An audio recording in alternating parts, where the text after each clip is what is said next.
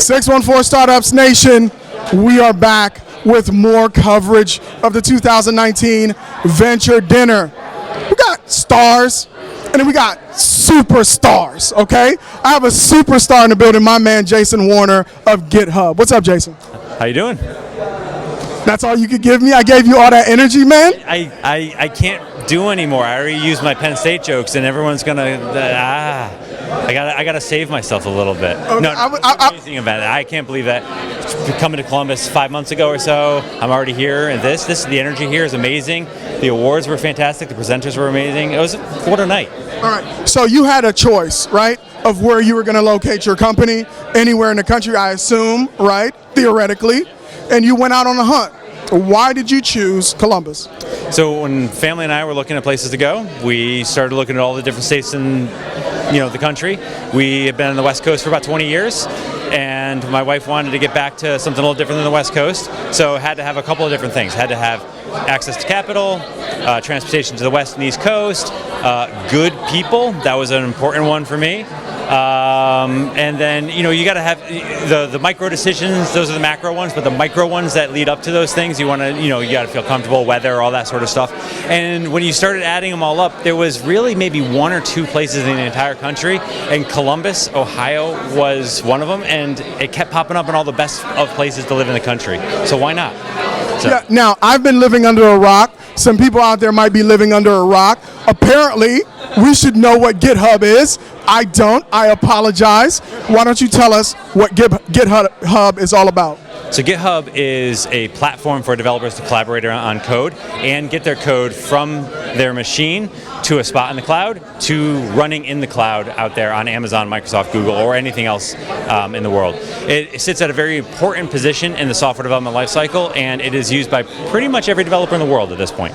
All right. So now, is this an enterprise level thing? Is this on a developer level thing? Who's your customer with GitHub? Developers. Okay. So developers are what we live and breathe every day, and by our count, there's about 40 million developers in the world. We have 40 million registered users, and if you think about any developer out in this ecosystem or anywhere else, they likely have a GitHub account.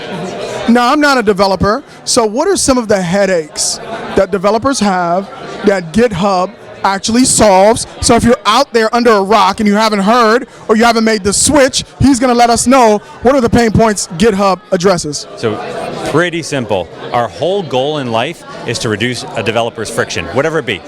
But we started out trying to make it easier for two developers to talk about their code and collaborate on it, and to merge their code together from one machine to the other and take all that headache away. It evolved into all of the things along the software development lifecycle to get their code running into production. So all of that friction we want to remove. All the headaches involved with getting multiple people around the world working on one piece of software or one project, we want to reduce the friction and mental overhead to do that. So we get developers back into a state of flow, working on their code, working on their projects. We don't want them to have to deal with all the minutia of software development around the edges. Okay, let's talk business model. Right, you're going direct to consumer, in this case developers. Is it a subscription-based business? How does it work? We've got, two developers. We are one of the classic bottoms-up motion companies in the world. We started out as a freemium model, and you give it away, but you also always had a paid subscription for pro features. And then maybe about 4 or 5 years ago, we introduced an enterprise offering, so it's a tops-down model, selling motion with large enterprises in the world, so we've got both. We've got both approaches. We give it away to the open source community. Developers pay a monthly SaaS subscription, or enterprises pay an annual recurring revenue. All right, now I want to close it out. What's next for GitHub? The easiest way to say this is if you're going to become an Ohio State fan. That's. And this is on film. The color is not changing to anything red or anything. Is it scarlet? Is it gray? I don't know. Make up your mind. Dude, you're ahead. Don't fall behind again, okay? See my shoes? Blue and white? Okay. Subtle, a little subtle. Those are fresh. Yeah. What's next for GitHub is we are. The easiest way to say this is if you have a pain point in developing software, we're going to remove it. If you have friction, we're going to ease that pain. If you need more intelligence in your code or in your software, we're going to give it to you. So we're going to do it all, but it's going to be in time, and you're going to love it.